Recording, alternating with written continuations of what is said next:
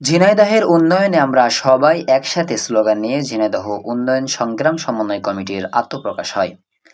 বৃহস্পতিবার দুপুরে ঝিনাইদহ শহরের আহার রেস্টুরেন্টের অডিটোরিয়ামে জমকালো অনুষ্ঠানের মধ্য দিয়ে এই কমিটির আত্মপ্রকাশ হয়।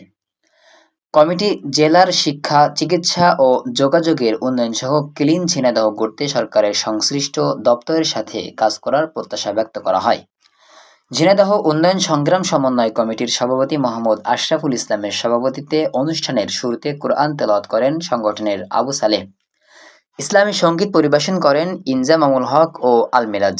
এরপর ঝিনাইদহের শিক্ষা, যোগাযোগ ও চিকিৎসা সহ ইতিহাস, ঐতিহ্য, উন্নয়ন এবং সম্ভাবনা নিয়ে আলাদা আলাদা 3টি প্রামাণ্যচিত্র প্রদর্শন করা হয়। এ সময় কমিটির আত্মপ্রকাশের লক্ষ্য ও উদ্দেশ্য নিয়ে লিখিত বক্তব্য পাঠ করেন কমিটির সভাপতি মোহাম্মদ আশরাফুল ইসলাম। এরপর ডিজিটাল প্রেজেন্টেশনের মাধ্যমে কমিটির সদস্যদের মধ্যে পরিচয় করিয়ে দেওয়া হয়।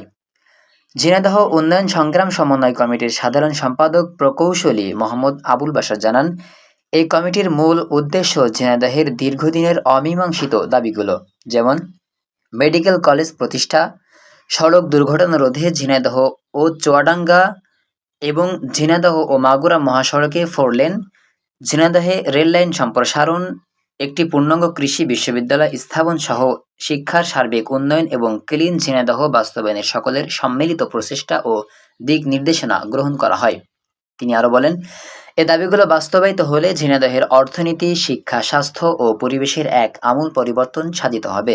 অনুষ্ঠানে সে সময় অন্যান্যদের মধ্যে বক্তব্য রাখেন ঝিনাইদহ সদর হাসপাতালের তত্ত্বাবধায়ক ডাক্তার মুস্তাফিজুর রহমান, শিল্পপতি প্রকৌশলী কামরুল ইসলাম, হৃদরোগ বিশেষজ্ঞ ডাক্তার AKM কামাল হোসেন, ঝিনাইদহ সদর হাসপাতালের gynae consultant doctor Mafia Khatun ও সামাজিক সংগঠন গাউস গর্কি ডাক্তার মোহাম্মদ হাসানুজ্জামান সহ সরকারি কেসি কলেজের সাবেক শিক্ষক শেখ মোহাম্মদ আলী, ঝিনাইদহ প্রেস ক্লাবের সভাপতি আসিফ ইকবাল কাজল, সাবেক শিক্ষা অফিসার মোশাররফ হোসেন প্রমুখ।